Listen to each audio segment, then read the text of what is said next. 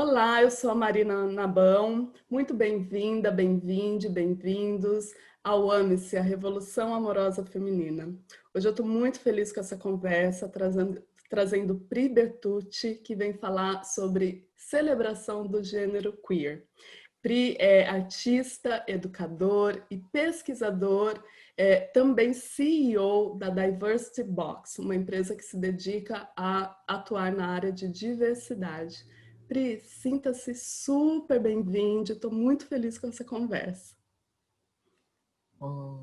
Obrigado pelo convite, um prazer estar aqui com vocês hoje, poder conversar desse assunto que é tão importante, né? Eu acho que não só para a minha vida enquanto construção, para dividir isso com vocês, mas para o mundo atual, né? Eu acho que esse é um assunto que vai revolucionar esse momento de transição planetária que a gente está atravessando. Maravilhoso. Me conta um pouquinho sobre... Eu quero começar com definições, né? Como boa educadora que sou, Uhum. vamos tentar definir um pouco para quem está assistindo identidade e gênero queer. E aí, a partir disso, a gente começar a nossa conversa para as pessoas saberem de onde você está partindo. Pode ser? Uhum. Claro. Bom, eu acho que eu vou começar me identificando, né, para o pessoal entender um pouquinho quem eu sou e até porque que eu tô aqui falando disso. Eu me identifico como gênero queer ou gênero não binário e meu pronome de gênero é ele, dele em português ou ele, dele. Em inglês seria they and them ou he, him.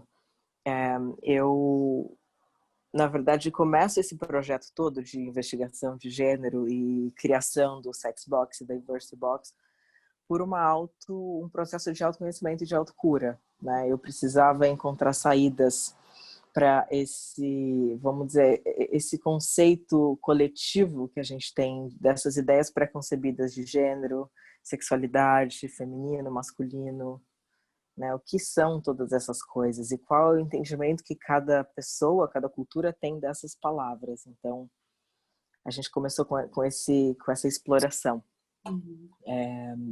Então uma coisa que para mim é um processo faz parte da minha vida, sabe? Então, eu comecei filmando um documentário, na verdade, sobre um outro tema, sobre HIV e AIDS, na verdade, e vim para São Francisco. E aqui eu acabei entendendo que eu estava, na verdade, começando quase um outro filme, que não era aquele, mas que era para falar deste bloqueio energético da sexualidade, que estava tão evidente com a questão da doença, né? Como que a AIDS ali naquele momento despertou, nos anos 80, um medo, né? E uma ligação da ideia de sexo e morte, e sexo e pecado, e sexo e uma coisa ruim.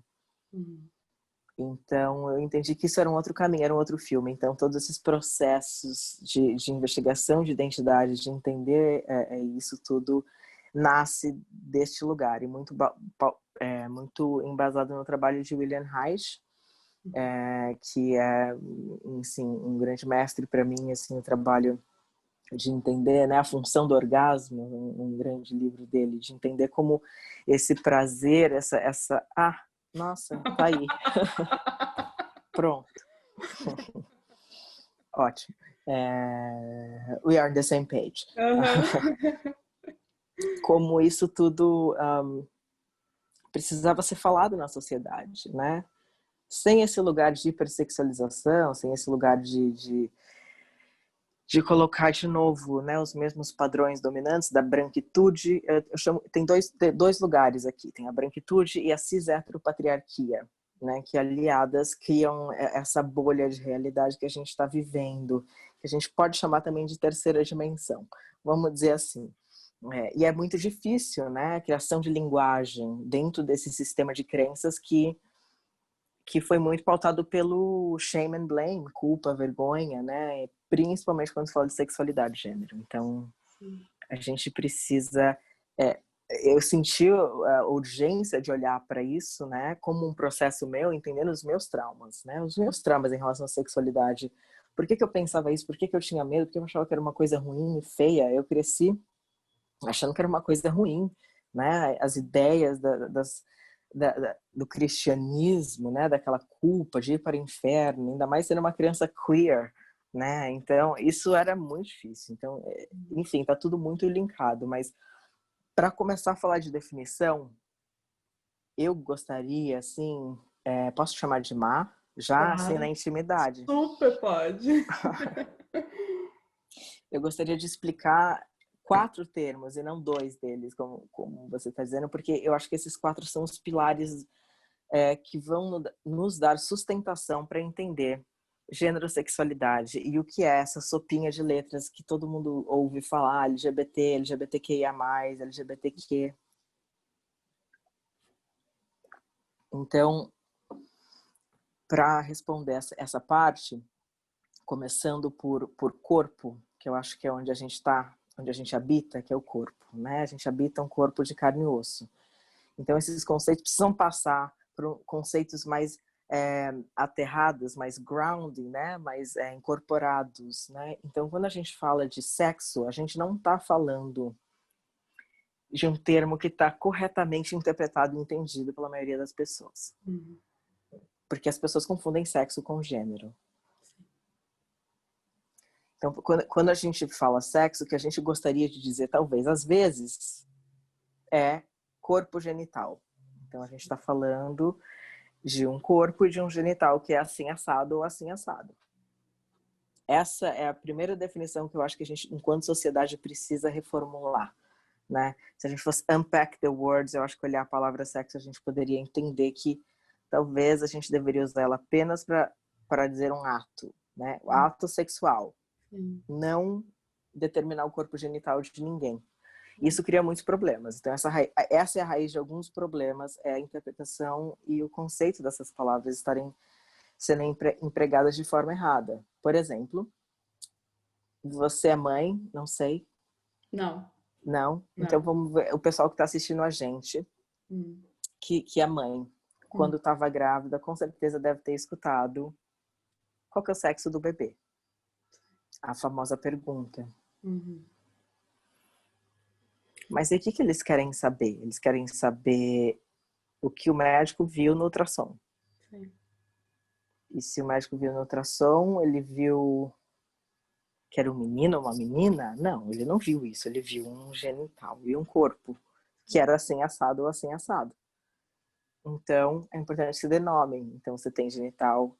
Os 3 tipos possíveis hoje é genital ambíguo, que são das pessoas intersexo, pênis e vagina. São esses tipos que a gente tem nome nesse momento, até agora, para conseguir adentrar esse mundo com os conceitos corretos desde o começo, entendendo que a gente está falando de corpo. Quando a pessoa pergunta qual o sexo do bebê, ela quer saber, na verdade, sabe o quê? Que cor que ela vai pintar o quarto do bebê, que cor que vai comprar, entendeu? O negócio tem que ser assim, que cor que é o presente que eu vou dar no chá de revelação. Sim. Às vezes as pessoas perguntam por isso. Sim.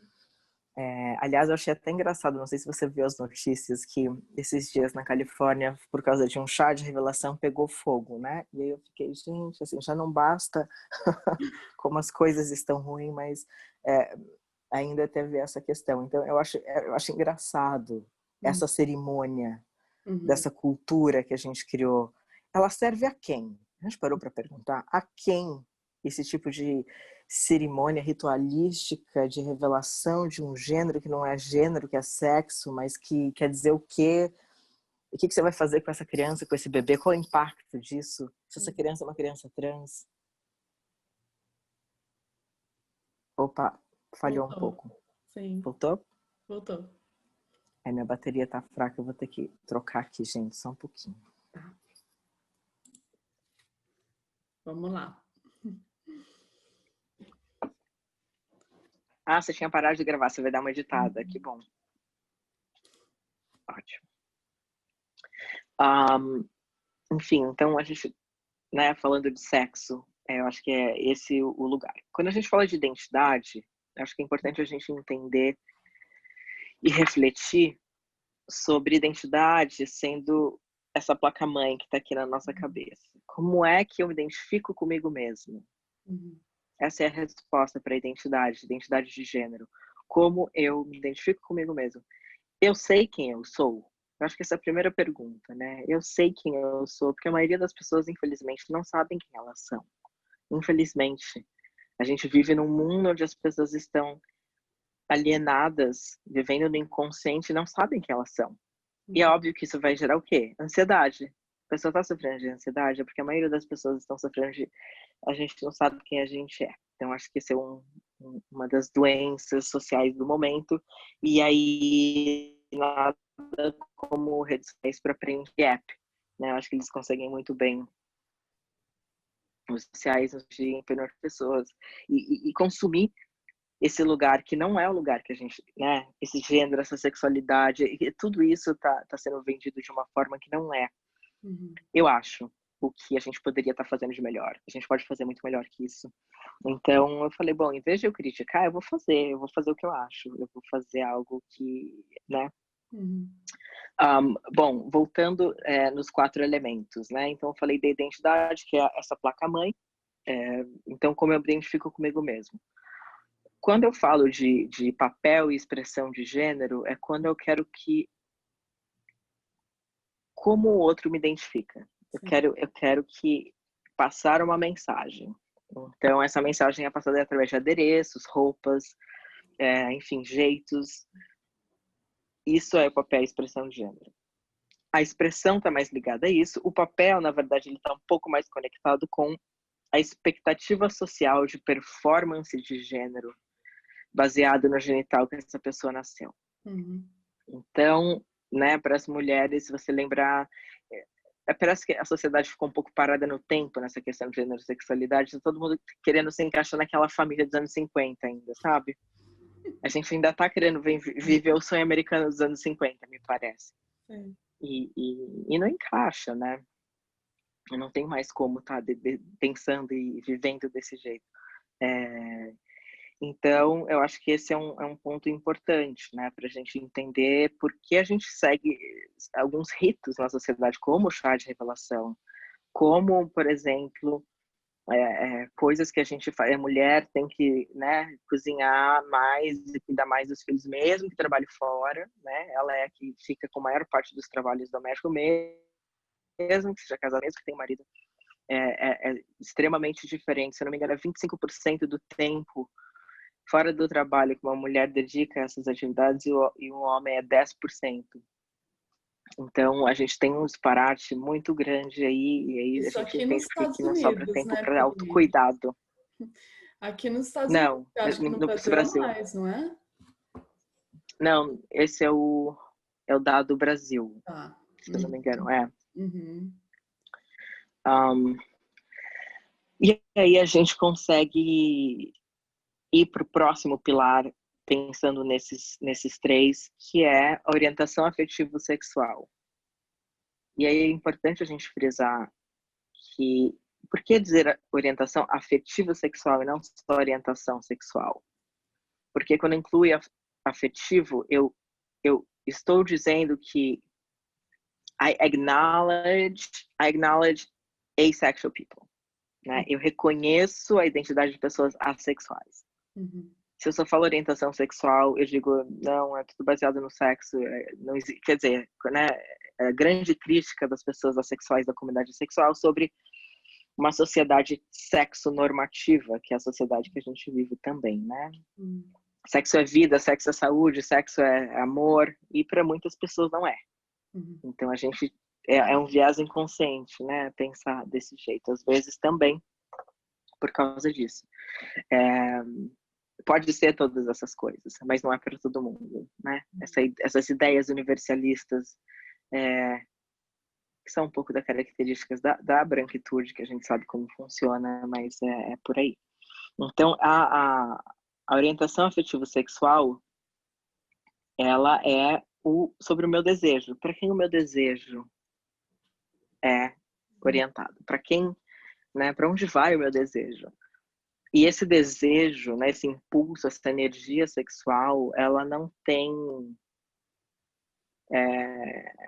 você não escolhe ela. Você não escolhe. Ela aparece. E aquela energia que a gente chama de energia gostosinha, né? De repente apareceu alguém mandou uma mensagem, alguma coisa lá, não sei, Tinder, enfim, todas as redes, tudo que a gente, né, hoje em dia usa muito as redes sociais, inclusive, para sexo, para relacionamento. Então, esse é o lugar da orientação afetiva sexual. Então, o que acontece é que todo mundo confunde todas essas coisas.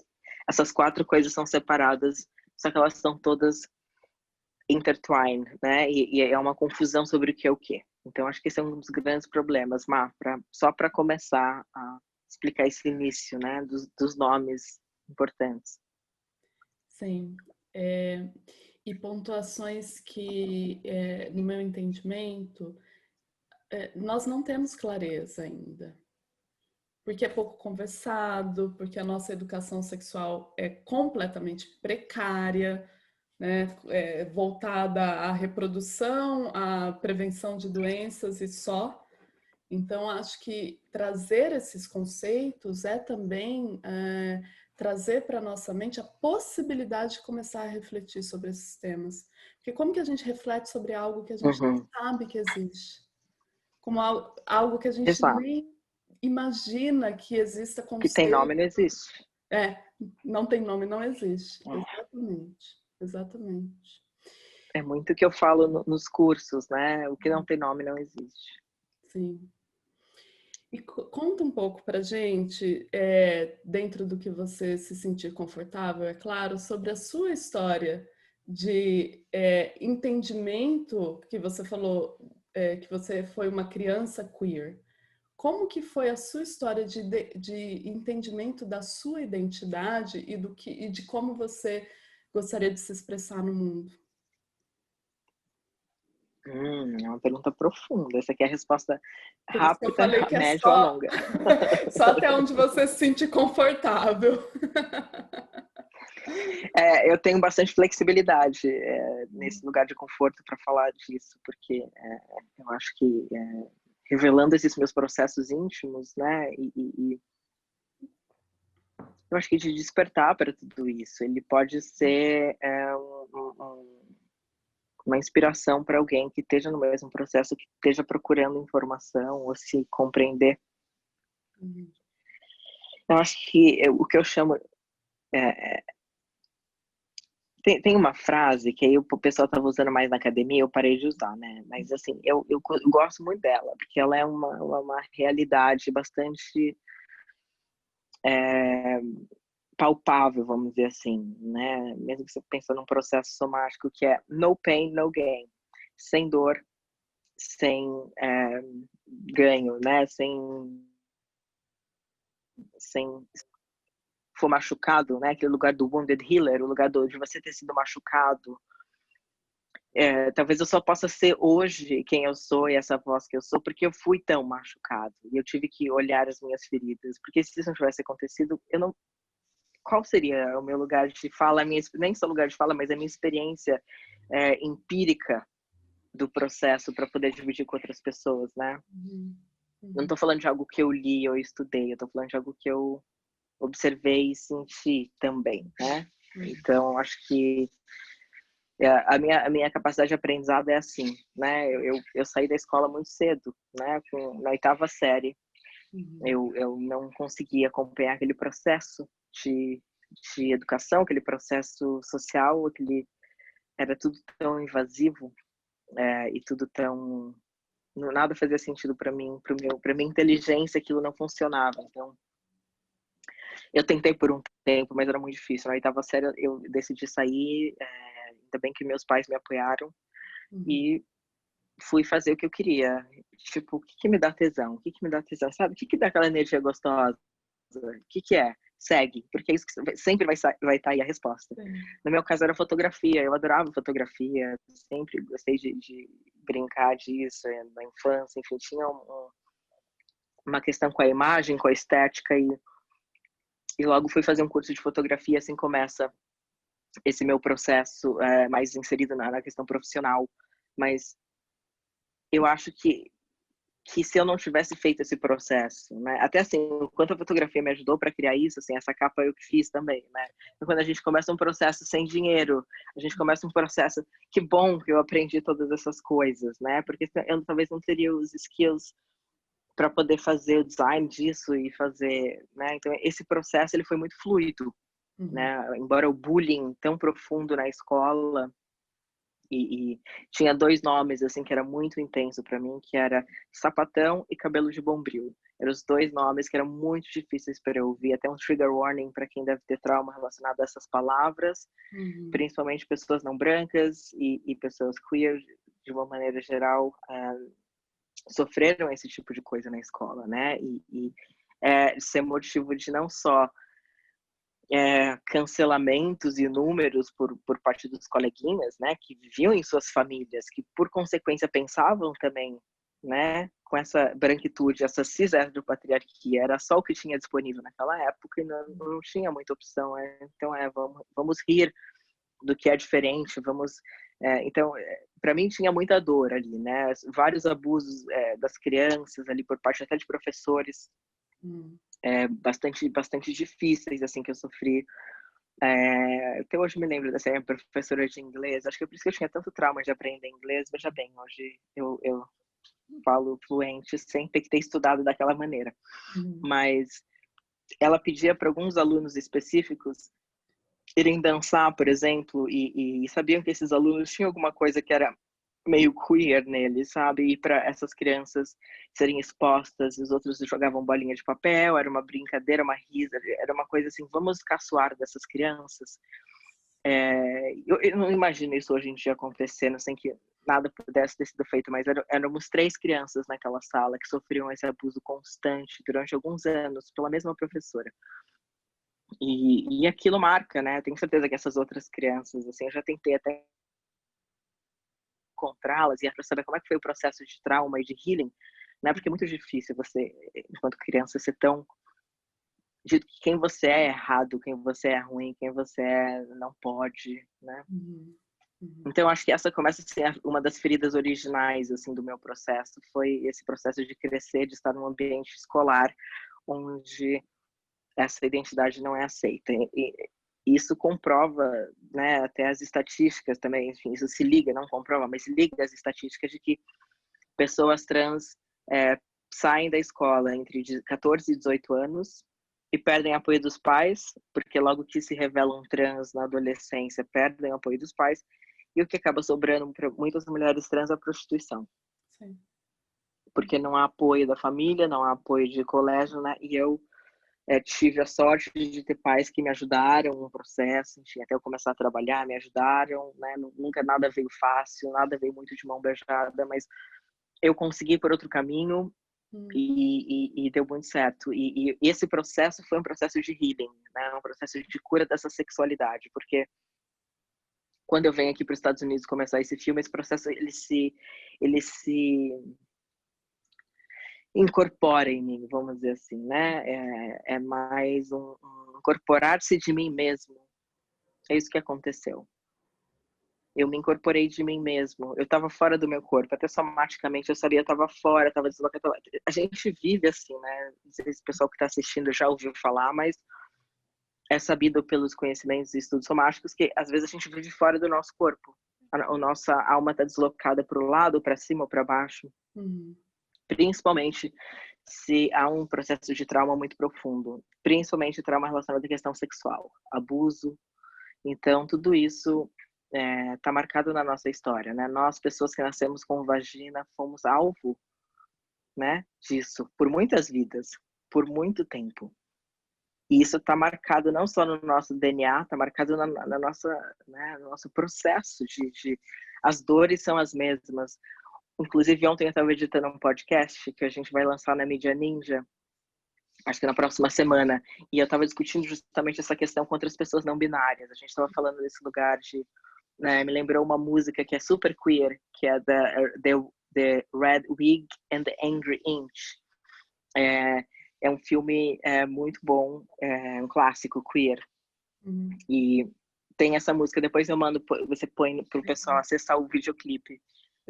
E conta, é muito engraçado, é um desenhinho, mas conta a história da criação da Terra e como que a gente veio a ser os seres que somos hoje. Chama The Invention of Love, a criação do amor. E fala desse lugar que existiam, tipo, os seres que eram, né, entre aspas, masculinos, os seres femininos, entre aspas, e tinha um outro ser que era os dois juntos, só que eles eram grudados, eram dois seres grudados, um de costas para o outro. E aí aconteceu que a gente não estava se comportando bem e os deuses decidiram que precisavam romper, cortar a gente no meio para separar.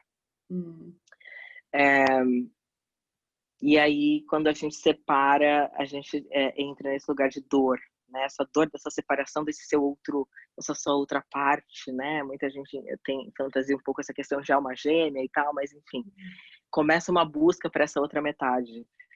E é uma mitologia, na verdade, toda essa canção, mas o que fala dessa dor, dessa separação, ser tão profunda que a dor que há em você é a mesma dor que está em mim. A dor profunda do abuso, né? A dor profunda do não pertencimento, e ela é conectada com tudo, com a questão racial, com a questão de gênero. Você pode usar esse lugar do não pertencimento com várias lentes, mas eu acho que ele é o core de tudo isso que a gente está falando. Então, eu vou mandar para você a música, porque eu acho que é lindo, e fala justamente isso, né?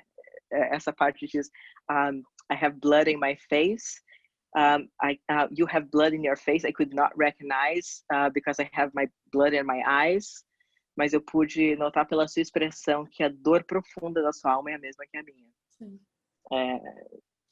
E eu acho que é isso, né? Então, reconhecimento da humanidade em todos nós, né, Pri? Quando a gente fala do não pertencimento, no meu entendimento, esse não pertencimento ele está muito ligado a uma desumanização. Então, como você falou, olhando por diversas lentes, quando eu enxergo pessoas negras como não pertencentes a uma vivência digna, humana, eu estou tirando a humanidade dessas pessoas. Né? Quando eu enxergo mulheres, quando eu enxergo pessoas não binárias, de qualquer forma eu estou tirando a humanidade. Quando as crianças na escola excluem outras crianças, porque pela cor, pelo cabelo, pela vivência e expressão do seu gênero, também elas estão negando a humanidade. Né? Quando essa professora coloca você para dançar e as pessoas rirem, caçoarem, é isso. Né? Justo. E são temas doloridos, né, Pri? Doloridos. Muito. Mas como eu comecei essa fala, no pain, no gain. Se essa dor não tivesse acontecido, é ela que me impulsiona a ir buscar esse lugar de cura. Porque se eu posso encontrar ele, todo mundo pode. Né? E se você pode, alguém mais pode. E se a gente puder dividir o que a gente fez no caminho para que outras pessoas possam fazer o processo por si só, tá ótimo. É o que eu vim fazer aqui. Então, o Sex Box, ele é isso, né? O Diversity Box também, só que aí com um lugar mais focado para o ambiente corporativo. Então, todos esses conceitos embalados com uma linguagem e um conceito para a cultura empresarial das grandes corporações. Magnífico. Eu queria puxar agora um pouquinho uma outra questão dentro dessa conversa, que é o papel da linguagem. Quando você fala o que não tem nome não existe, eu fico pensando na importância de... Bom, primeiro, no meu entendimento, a linguagem é algo vivo, assim como a cultura é algo vivo. E como algo vivo está em constante mudança, transformação, movimentação. E aí eu fico pensando na importância de adequarmos a nossa linguagem para a inclusão dessas vivências que não foram pensadas lá atrás, ou que até foram pensadas, mas que propositalmente foram marginalizadas e não incluídas na linguagem. Você podia falar um pouquinho da linguagem, e aí a gente pode falar dos pronomes, porque quando você se apresentou aqui, você colocou seus pronomes, ele, dele, ou ele, dele. Né? Eu não coloquei os meus pronomes, e isso tem muito a ver com o meu privilégio de mulher cisgênero. Né? Então, acho que a gente podia entrar um pouquinho nessa discussão. O que você acha? Acho ótimo. Aliás, fica a dica para o pessoal que está assistindo. Aqui na Bay Area é muito comum você começar qualquer conversa e as pessoas dizerem my pronoun is they and them, qual que é o seu pronome preferido? Todo mundo pegou o pronome, tá, você é he, she, they, beleza? A conversa vai. No Brasil, não. Você tem que parar a cada minuto, explicar, não, pera, não, volta, volta. Assim, não que aqui as pessoas não errem também, mas eu acho que tem uma realidade aqui muito mais trabalhada que funciona muito melhor. Ainda é muito novidade na língua portuguesa, tudo isso, na língua espanhola também. Mas a gente tem, enfim, né? Eu acho que eu tive esse privilégio de passar muito tempo aqui na Bay Area e levar para o Brasil quando essas questões estavam aqui já no auge, né? A gente poder começar essa discussão no Brasil. Então foi em 2011, 2013, a gente fez o primeiro workshop sobre linguagem não binária e criou esse pronome de gênero ele/dile. E a gente começou a fazer alguns eventos no Brasil com o Laerte Coutinho, que é uma super parceira nossa, e com o João Nery na época, vivo ainda. E a gente começou a discutir tudo isso e a vontade de crescer com esse projeto, de levar para mais pessoas e conversar sobre esses temas tão importantes, porque a gente gosta de fazer, por exemplo, adesivinhos, né? Então a gente fazia uns adesivos, depois até tem foto. A gente fazia na época adesivo, colocava seu pronome de gênero. Todo mundo que entrava para ver a mesa de debate recebia um adesivo. As pessoas ficavam muito chocadas, mas por que é isso? Mas o que é pronome? Que é isso?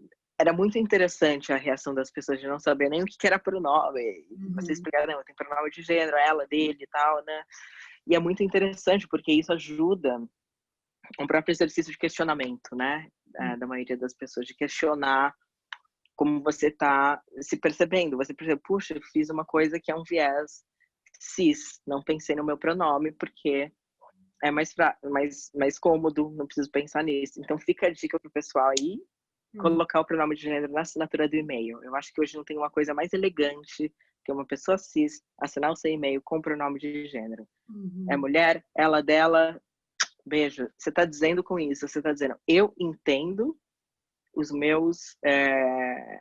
enfim, eu entendo a importância da conversa sobre políticas de identidade de gênero. Eu entendo a discussão, né? Quando você sinaliza isso, você diz que você se importa com essa conversa.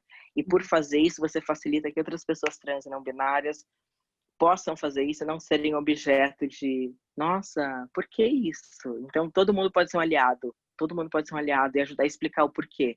Porque nem todo mundo é dentro desse padrão binário ou desses padrões pré-concebidos, né? As pessoas assumem o gênero das outras, mesmo que não seja aparente, porque às vezes não é. Sim.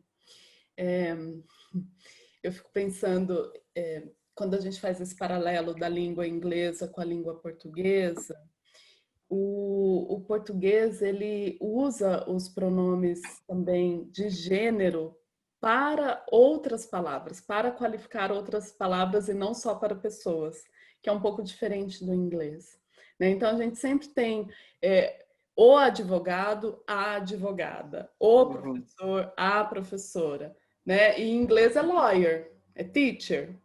Não tem essa diferenciação. Eu fico pensando como que fica essa adequação de linguagem numa língua como a nossa, língua mãe, né? Que ela já te leva a assumir primeiro o masculino como norma, né? Então, se a gente vai para o plural, ele é masculino. Como que fica isso nessa ampliação de percepção, Pri?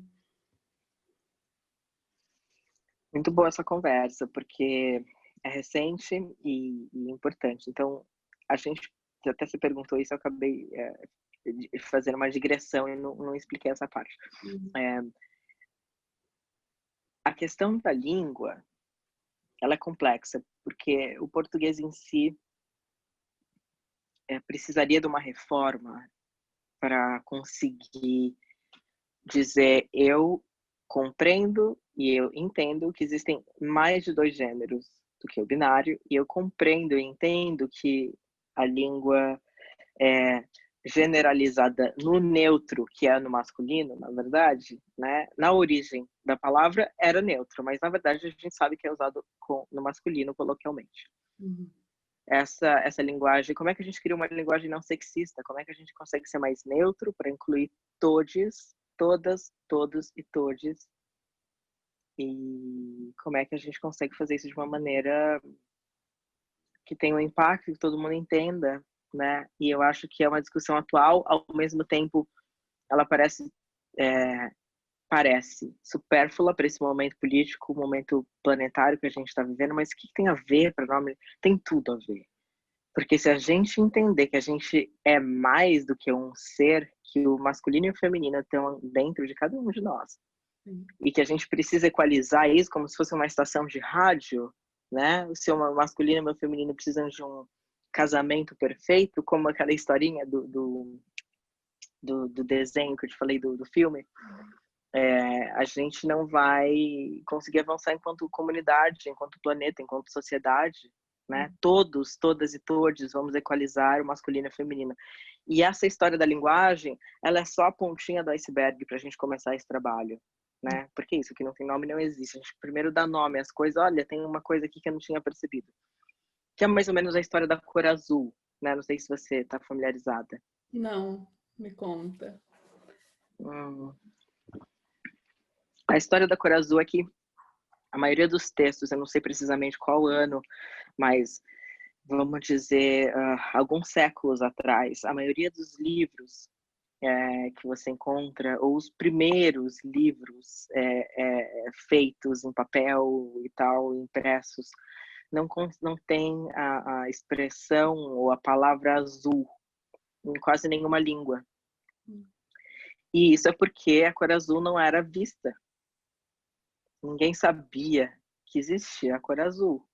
E aí, quando diziam qual era a cor do céu, as pessoas diziam que era transparente. Transparente é a cor do céu, o mar, né? Tem algumas escrituras que falam dos navegadores, das expedições e enfim, os colonizadores, né? Escrevendo e dizer que o mar era cor de vinho. Então, eles não tinham a noção, porque não tinha nome para a cor azul. Como quase nada na natureza azul, a não ser algumas borboletas e pássaros, isso passava despercebido.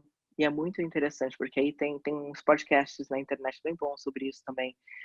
Um que é meu favorito aqui nos Estados Unidos é Radiolab. Tem Radiolab, muito bom sobre isso. Radiolab, sim. E aí explica toda essa questão. Sim. Então, essa questão é muito importante, porque não tem nome, não existe, não tem conceito. Como é que a gente vai, né, entender que que eu tenho masculino e feminino dentro de mim, não importa se eu seja homem ou mulher, para começar. E essa questão da língua, ela só vai disparar essa discussão, essas diferenças de poder, né? Porque essa equalização está acontecendo agora. Esse feminino que foi tão abusado e colocado como segunda classe, né? Quase como cidadão de segunda classe nesse planeta. Nesse momento, essa energia do feminino ascende para equalizar esse poder do masculino, desse yang exacerbado. Então, eu acho que é isso, é tão bonito ver esse processo acontecendo, mas a gente está só no início da conversa da linguagem. E aí, vindo mais aqui para a matéria, bem mais para o 3D, a gente criou, por exemplo, para a HBO, no começo desse ano, o primeiro guia baseado em linguagem não binária, em linguagem inclusiva, em linguagem não sexista, para celebrar o lançamento de uma primeira minissérie sobre pessoas não binárias, que foi feito pela HBO Brasil. Então, esse guia foi muito legal, um sucesso, e a gente fez agora inclusive um prêmio para jornalistas que forem escrever textos, ou pessoas que trabalham com audiovisual também, puderem fazer criações que envolvam a questão da linguagem neutra e linguagem não binária. E eu acho que isso é um grande incentivo para a gente começar a discutir isso. E, ao mesmo tempo, esse guia vai ser lançado em inglês e espanhol nos próximos meses. Eu acho que ainda esse ano a gente lança em inglês e espanhol para a HBO aqui nos Estados Unidos e também América Latina. E aí, esse guia é o que a gente tem usado, porque, assim, não dá para explicar de uma maneira tão fácil como é que você vai escrever a partir de agora, né? Que você vai colocar o E no final de tudo, que você... Então, assim, a ideia é que o pronome de gênero é I-L-E, ele, em português, ou dile, né? Então, ela ou ele fica ele, dela ou dele, fica dile, e aí vai. Sim. Palavras que terminam com E, né? A gente pode dizer amigues, convidades, namorades, e por aí vai. Algumas palavras são um pouco tricky, porque você não vai conseguir fazer isso, porque ela já termina com E, e o E tem uma conotação masculina. É difícil de vir uma na cabeça. Talvez professores não dá certo, não. Mas tem algumas palavras. Professores pode ser um exemplo. Assim, professoras, professores, mas para você usar professores no neutro fica muito mais difícil. Sim, sim. Né? Eu baixei Porque você vai ter que pensar em outros jeitos. Eu baixei esse guia que você está falando no site, no Diversity Box, e recomendo. Vou até deixar o link para o seu site aqui embaixo dessa conversa para as pessoas poderem acessar isso. Uhum. Você acha que dá para a gente falar um pouquinho sobre as terminologias, as distinções das letras LGBTQIA+, para Sim, leigos, né? rápido, posso falar um Pensando pouquinho. Quanto rapidamente, tempo a gente tem? mais 10 a 15 minutos. Tá bom. Bom, a sigla começa assim, né? Vou falar a história do Brasil, né? Pelo menos aqui tem um outro processo aqui nos Estados Unidos, mas tinha a sigla GLS, que eu cresci ali nos anos 80 em São Paulo, GLS, Mercado Mundo Mix, era essa a vida ali, né? E aí todo mundo usava esse termo. E aí tinha esse tal de simpatizante que ninguém sabia muito bem o que era, alguém que não era LGBT, não era gay, né? Não era lésbica, mas simpatizava. E aí isso ficou meio chato, né? Que é uma coisa meio estranha, simpatizar. E aí criou-se a sigla LGBT. Na verdade, a sigla virou GLBT. Foi a parada do orgulho gay, que precisa dizer que essa parada realmente é do orgulho gay, porque ela só foca nessa população, os interesses, o dinheiro, todo o processo dessa parada de São Paulo, por exemplo, que é uma das maiores do mundo, se não a maior do mundo, ela foca simplesmente na identidade do masculino. E o apagamento das outras identidades é um grande problema. E aí, a sigla, as pessoas percebem isso e falam, não, vamos colocar o L na frente, que as mulheres lésbicas precisam de mais visibilidade. Aí a sigla muda para LGBT. Isso foi feito pela a associação que se chama ABGLT, que é a associação que propôs essa mudança, botando o L na frente. Isso foi em algum momento dos anos meados dos anos 2000, se eu não estou enganado. E aí, em 2012, 2011, o Sexbox começa a falar no Brasil sobre essa sigla LGBTQIA+. E aí sim começa a se falar isso, né? A gente veio com força ali, chamando as pessoas para uma conversa séria sobre o assunto. E aí, nesse momento, a mais usada, que é a LGBTQIA+, e tem já uma extensão dela, que é LGBTQIAP+, que aí o P de pessoas pansexuais e polissexuais, e eu vou explicar a sigla toda para vocês, mas o P eu acho que é importante também nesse momento a gente ter. E aí tem várias outras variações da sigla, que já tem o 2 de Two Spirit, tem alguns que tem H de hétero, essa eu já não concordo, porque eu não acho que tem TH nessa sigla, mas agora, enfim, né? Muitas opções. Eu acho que nesse momento mais inclusiva possível seria LGBTQIAP+, até porque, de alguma forma, Two Spirit está contemplado também em muitas dessas identidades e expressões e orientações. Então, vamos começar pela letra L. L, lésbicas. G, gays. Ou seja, mulheres que gostam de mulheres, homens que gostam de homens. L e G. Essa é a mais fácil. O T, aí é importante dizer a distinção para usar o termo trans ou transgênero e travesti. É importante dizer que o termo transexual, para representar a letra T, é um termo pejorativo. Aqui nos Estados Unidos é muito feio de se usar, você deve saber isso. E por vários motivos, e a comunidade trans repudia um pouco o uso do termo transexual, porque ele patologiza um pouco as identidades trans, né? E conecta muito com essa questão corporal. Quer dizer, não necessariamente ninguém precisa fazer uma modificação corporal para ser considerado trans de verdade. Uhum. E esse é um conceito que a gente trabalha muito no Brasil e é um motivo de muita discussão e crítica, porque muitas pessoas querem se identificar assim, e tudo bem, eu não vou dizer como a pessoa precisa, né, deve se identificar, mas eu acho importante a gente ter consciência da linguagem, de onde ela vem e como a gente usa as palavras. Então, o T, trans, transgênero, travesti, e aí é um guarda-chuva enorme para várias outras identidades. E aí a gente tem LGB, eu esqueci do B, pulei o B, bissexual. A gente está aqui na Califórnia, que é o berço de tudo isso, e não posso deixar de falar que Carol Queen, uma das minhas mentoras também, uma das pessoas responsáveis por colocar o B na sigla LGBT. Ela depois teve um processo muito importante também na comunidade queer, e é uma das Queen Queers que temos aqui em São Francisco, na Bay Area. E uma pessoa importante a ser lembrada nesse processo. Então, tem o B do bissexual, T, transgênero, e aí chegou as 3 letrinhas que o Sexbox veio aqui com a bandeira, né? Vamos falar das outras 3 letrinhas que ninguém tá falando, que é o Q e A. O Q significa queer, que é como eu me identifico. Então é importante para mim falar disso. Como é que eu ia dizer se nem na sigla eu podia falar de mim mesma, porque não tinha essa possibilidade ainda tão... que não tem nome, não existe, né?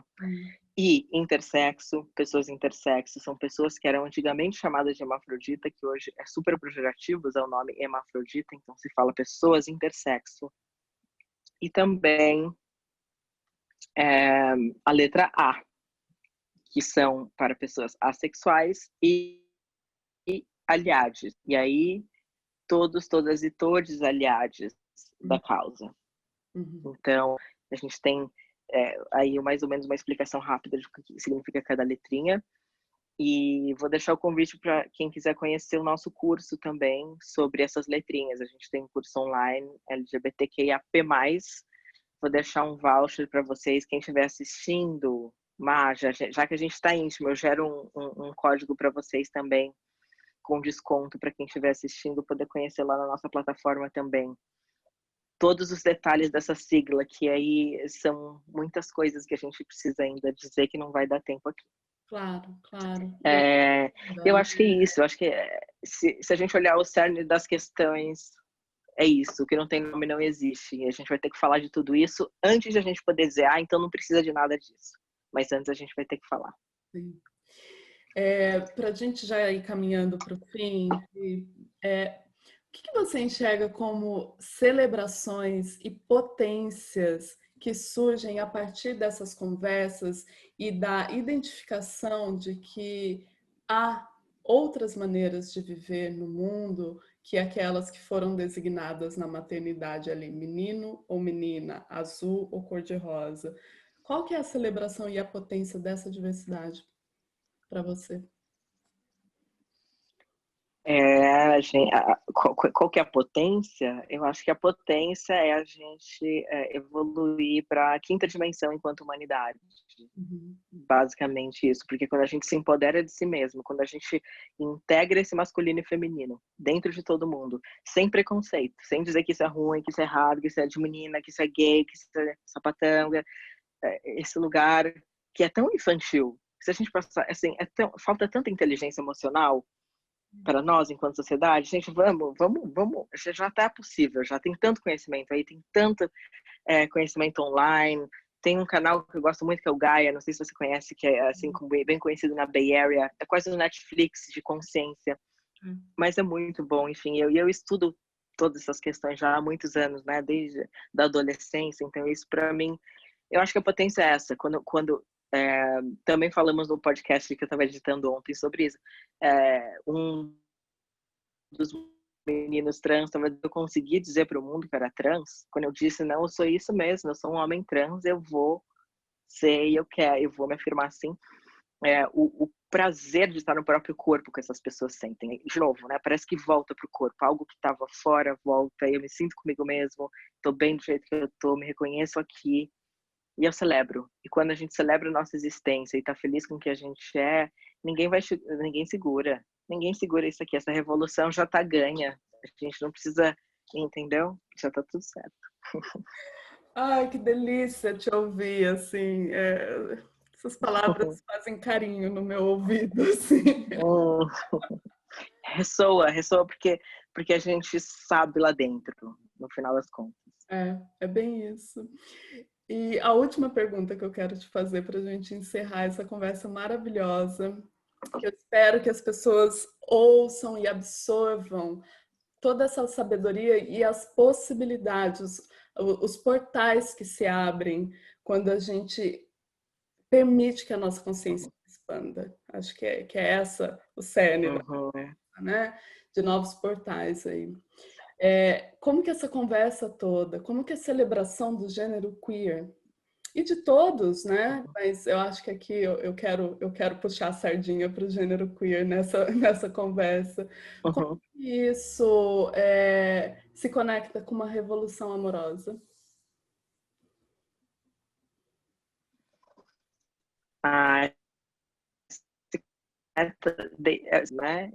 É o passado ancestral que se recupera, porque foi apagado pelo processo de colonização todas as sabedorias ancestrais de povos Two Spirits, de pessoas que eram Two Spirits, ou seja, dois espíritos, que eram pessoas que eram ou L ou G, ou B, ou T, ou Q, ou uma dessas, né, pessoas Two Spirit viviam nesse lugar. E era isso que possibilitava essas pessoas verem um pouco mais do que a maioria das outras pessoas da tribo. Olha que interessante. Então, há uma conexão direta com acesso a mais mundos. Por isso, dois espíritos, dois mundos. Eu acho que a potência do gênero queer nesse momento é poder trazer esse lugar de pensar que talvez pessoas que nasceram com essas questões muito intrínsecas, eu acho que essas novas gerações, muito mais do que eu já sou quase um dinossauro nesse processo, mas a maioria das pessoas mais novas estão nascendo já com um chip assim, entendeu? É fácil, assimila, rápido, pronto, entendeu? Já tá falando tudo no gênero não binário, tá tudo certo. E eu acho que a revolução amorosa, ela vai de encontro com esse lugar de se reconhecer parte de um todo muito maior e que de novo essas dores, esses processos é de todo mundo. E eu acho que a gente vai conseguir falar talvez de amor de verdade quando a gente se entender, que a gente não sabe quem a gente é. Se a gente lembrar quem a gente é de verdade, né? Lembrar, porque tem um processo de antes, agora e depois, né? Tem uma questão do passado, presente e futuro que eu acho que é muito interessante. Um amigo meu que é filmmaker, vou contar uma pequena história. Ele estava, né, em Nova York e no metrô não sabia onde ele estava. Ele falou, mas eu quero ir para tal lugar, mas eu não sei onde eu tô. Como que não tem um pin, né, em cada mapa do metrô dizendo que eu tô aqui nessa estação? Porque ele não sabia que estação que ele estava, ele não sabia como é que ele ia para a próxima. Eu acho que a gente está mais ou menos assim na sociedade. A gente não sabe de onde a gente veio, onde a gente está e para onde a gente vai. E aí a gente fica nesse lugar. Então, essas questões de gênero e a não binaridade de gênero queer pode trazer essa questão do encontro com si mesmo, e é daí que vai partir o amor de verdade, porque só sabendo quem a gente vai poder amar a si mesmo e os outros de uma maneira mais profunda, eu acho, né? Mais 5D, sei lá, tipo isso. Ai, Pri, eu sou pura gratidão, de verdade. Estou muito tocada com essa conversa. Eu estava muito na expectativa de conversar com você, de poder compartilhar com as pessoas que estão aqui no AMES essa possibilidade de vivência e de celebração da autenticidade, da vivência autêntica, né? A vivência autêntica de quem se é, de como a gente quer que o mundo nos enxergue, nos dê visibilidade e nos dê acolhimento. Então, estou super agradecida. Vou deixar aqui embaixo todos os contatos para vocês conhecerem o site do PRI, o Instagram, vou deixar os links todos aqui, informem-se. O curso também, eu acho que é uma oportunidade, principalmente para o pessoal que está em empresa. É maravilhoso você trazer essa linguagem num formato corporativo, né? Para as empresas também começarem a abrir espaços para a diversidade real, né? Não só mascarada. Então, agradeço muito, muito, muito obrigada. Exato.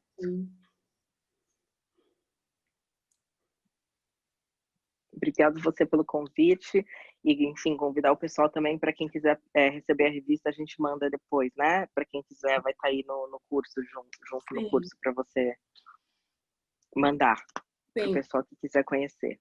Isso mesmo. E é isso. Muito obrigada por estar aqui. Um prazer. Espero que... Pode seguir. Tá com delay, desculpa. Pode falar. Pode falar, depois você edita. O Passe Premium, a gente vai disponibilizar 2 edições de uma revista sobre explorações sobre sexo e outra sobre explorações sobre as possibilidades do poliamor, que o PRI colocou aí à nossa disposição e vai estar dentro do site. Então, dá para mergulhar um pouquinho mais nessas discussões, nessas possibilidades todas. É isso. Um beijo. Obrigada, gente. Um beijo para todas e todos. Tchau, tchau.